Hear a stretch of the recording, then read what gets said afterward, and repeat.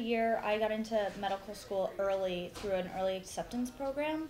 So this was last December, and so I was sort of weighing the pros and cons about doing a senior thesis, and I tend to bite off more than I can chew, and so I opted not to, but now I look back and I see it as like a great way to participate in academia and sort of like figure out how to structure research and sort of like come up with your own ways of measuring things in the social world.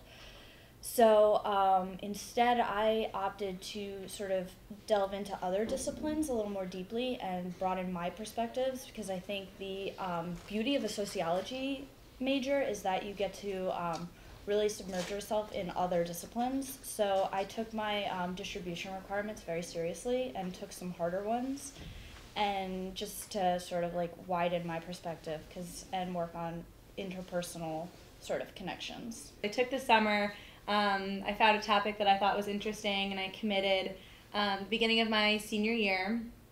I applied for the undergraduate research grant. I think it was this October or November, and I met with Jana Measles, who works in the undergraduate research department, and she walked through my proposal with me. She has seen thousands of proposals go through, and so she helped me, and I ended up getting the grant.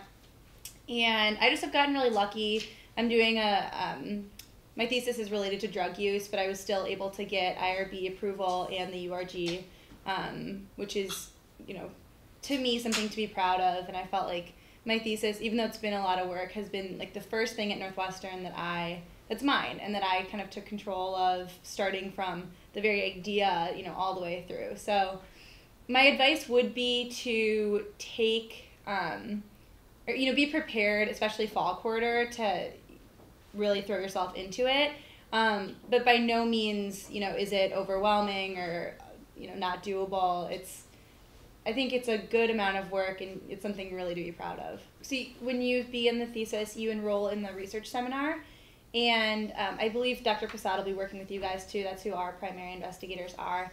And she's set up the assignments for the class to correspond with these deadlines. So my URG proposal was essentially just a class assignment that I had just turned in. She edited it, and it was, so it's not, I guess, excess work that you wouldn't already have, which is really nice. Yeah, you do get, probably good to emphasize that you do receive help along the way. Like, the fact that we're in a seminar, which, has specific deadlines on when certain things are due, really helps move your process along. As far as thinking about should you do an interdisciplinary thesis, I ended up not doing it because the components of my research would still be the same, and I would still be employing all of the methodology and the rigorous criteria of looking at what was going to be in my paper.